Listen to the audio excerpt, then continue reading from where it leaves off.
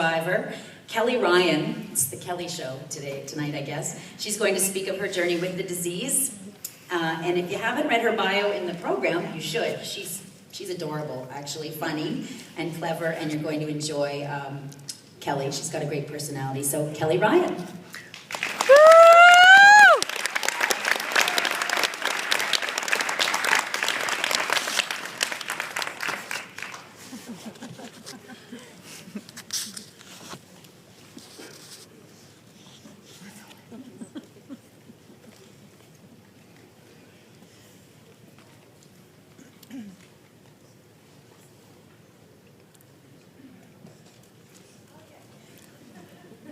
Kelly, I love your choice of glitter tonight.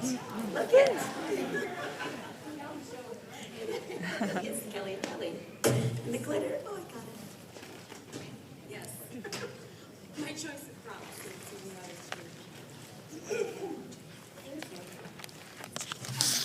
My binder. I don't want to scare anybody, but I like binders, and I'm going to download a lot of information on you tonight. So we'll pass around the Scantron sheets and the number 2 pencils. We're at the exam later. I've got my box of Q-tips too. Remind me, I'll get back to that at the end. All right.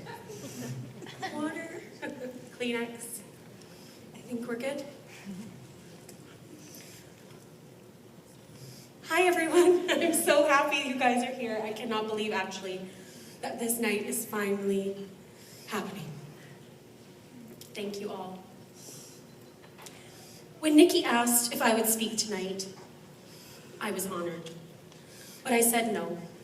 I said I couldn't be that person who gets up and talks sunshine and rainbows, about the power of positivity, staying in the moment, and living each day like it's my last.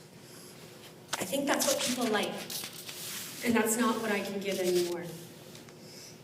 Nikki told me that's actually not what she wanted. She wanted me to be me, to tell my story, to tell how it really is for me.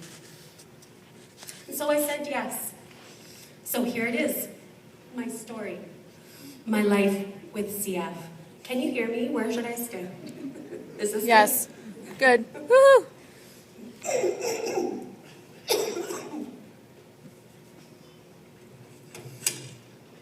I was diagnosed with CF at the age of 2.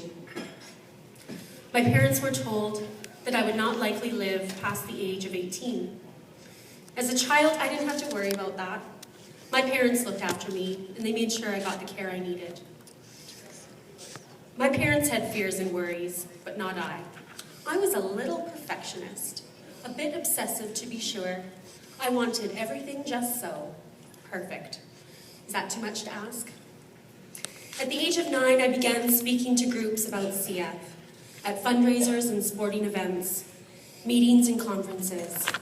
I enjoyed it. It was fun for me. I had a good understanding of the science of CF on paper, what the disease was in theory. I knew CF was the reason I couldn't digest the food I ate, why I couldn't absorb the nutrition from my meals, and why my stomach hurt so much. I knew that CF was also the reason I coughed a lot, at school, at night, always at night, when I was supposed to be quiet. I knew CF was why I couldn't keep up with everyone in phys ed class when we were running, and why I was always hungry, insatiably hungry. Like, I can eat y'all under the table any day and go for pancakes after. Hungry. Like, I'll make that all-you-can-eat buffet want to change their business model. Hungry. Like, I've been congratulated by waiters for my accomplishments. Hungry. I think I've actually been full 4 times in my life. You get the idea. CF, that's why I'm hungry. At 9, I could do the math. I knew that I might have just reached middle age. But I didn't know what that really meant. The cold, hard reality of it. CF had not taken over yet. At 9, I knew I was going to conquer the world. I was going to do big things. I was probably going to be a pediatrician, but but maybe a lawyer. I hadn't decided yet. I knew I was going to be successful, get married, probably to Michael J. Fox, live in a mansion, and drive a vehicle. Maybe in that order. The driving seemed the most ambitious part of the time. At 9, I knew I was going to defy the odds and get old. I would get it all done, achieve ultimate success and happiness by the age of 23 at least. And then I would be golden. But CF kept happening inside me, just as it is known to do. Growing up, I never liked my friends to know I had CF. I kept it secret as much as I could. I just wanted to be normal. I was embarrassed by my coughing, of the mucus in my lungs. I thought CF was disgusting. It repulsed me. I just wanted to hide it and pretend it wasn't there.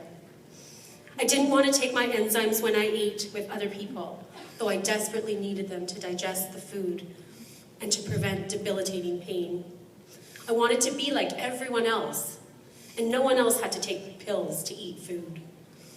But no one else had to suffer in agony if they didn't. I wanted to stand out for the good things, like being the best in math class, or being the best in writing, or the best at eating pork chops. I did not want to stand out as the little girl who coughed a lot and was sick all the time. If people asked why I coughed so much, I actually told them I had asthma. Because to me, asthma was okay. It wasn't gross like CF. The world loves a girl with asthma, I thought. And so to my friends, I was the girl with asthma, but CF kept happening.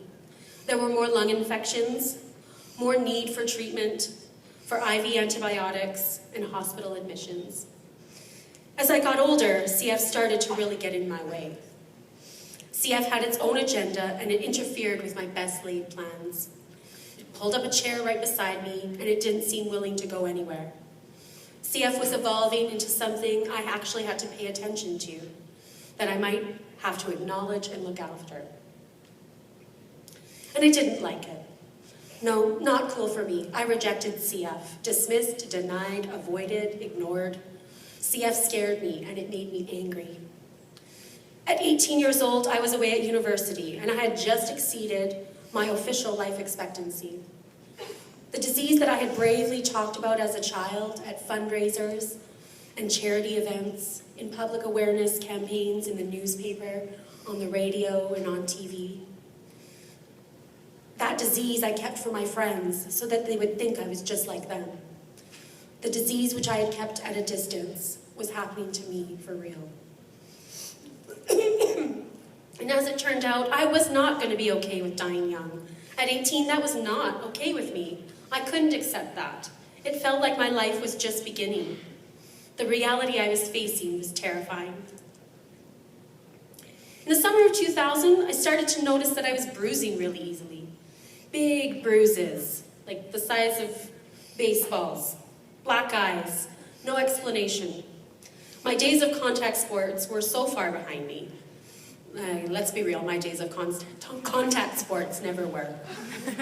So I chalked my bruises up to just the fact that I am very uncoordinated. I was also bleeding a lot though. A lot, nosebleeds mostly. And that would last for hours at a time. It got so bad that I couldn't tilt my head down, or else blood would gush from my nose in the middle of conversation. People look at you strangely when that happens. It would happen in the middle of a shower, at school, at work, while driving, sitting, standing, everything. It got so bad I ended up in emergency one September day. Blood work showed that I'd lost so much blood. My hemoglobin had plummeted to a horrendous low of 40. Should be between 120 and 160. This explained why I couldn't cross the room without passing out, and why my head was pounding like a jackhammer. I don't know much about tools, but I'm pretty sure that's a fair reference. My blood work also showed that I had a platelet count of 2. Some of you may not know what a platelet is, and I had never heard of one at that time. Platelets are the cells in your blood that help it to clot. So when you're bleeding, platelets clump together and form plugs to stop the bleeding. They are very necessary, very helpful little things. Your platelet count should be anywhere from 150 to 400. I had a platelet count of 2 that day. And when you have 2 platelets, you're at great risk of bleeding. Nosebleeds, gastrointestinal bleeds, lung bleeds, brain bleeds, all of that. A platelet count of 2 is deemed critical, and it explained why I was so sick. I spent a total of 6 weeks in the hospital that time, enduring diagnostic tests and treatments, a true roller coaster of a time.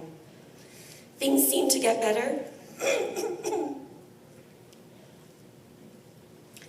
Things seemed to get better, and then just as suddenly they would all fall apart again.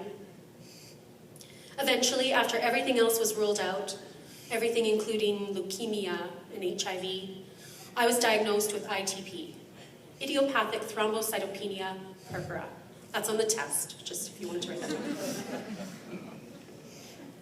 ITP is an autoimmune disease that causes the body to destroy blood platelets. The cause is unknown, and it varies in courses. Some people get better while others don't. There are mild cases, and then there are more severe situations like mine. ITP is also completely unrelated to CF. In fact, my medical team has searched far and wide to find another CFer in my shoes. Just me. It's just another one of those rare diseases. I've had ITP for 15 years now. I've been through various treatments with little or no success. Today, my ITP is considered chronic, severe, and uncontrolled, which means this: it's not going away, it's bad, and nothing has worked to fix it. I bleed a lot. Nosebleeds are most common. Sometimes I've bled so much, my house has looked like a scene out of Dexter. On one particular occasion, I bled so much, swallowed so much blood at night, I woke up projectile vomiting everywhere. The bed, the floor, the ceiling, all over my little white dog. I looked like Stephen King's Carrie. It was quite a sight. And it prompted another trip to emergency. Long story short, if I'm bleeding, it takes a long time to stop. But I'm very careful. Again, no football or baseball for this girl. I'm always at risk. The problem with ITP and CF together, though, they do not complement each other. The treatments for one can be bad for the other. The physiotherapy I do for my lungs can cause bruising and bleeding. The splenectomy and immunosuppressant therapy for my ITP is risky for my CF situation. They shouldn't go together, but in me they do. But the best part is, I always coped so well. That's the sound of a buzzer. Wrong. As I grew up, I did not cope very well with this at all. I couldn't handle it. I was a controlling perfectionist to the core, and I had no room for chaos. I didn't like the idea that I might be not in 100% control of my life, of the future I had planned. I liked control. I wanted assurance. I wanted to be able to count on something. I wanted to know I had a future to plan on. I wanted to turn off that mess of feelings. I wanted to escape the questions and the uncertainty. And I found a way to make it through. I found the single greatest thing. It worked every time. It was easy, mindless, relaxing, and there for me whenever I needed it. It helped me to let go of my fears and worries and focus on other things. It was the thing I knew I needed to get me through life, to help me cope with a chronic, fatal disease, and to face the unknown future ahead. It was literally intoxicating. It was alcohol. The problem was CF.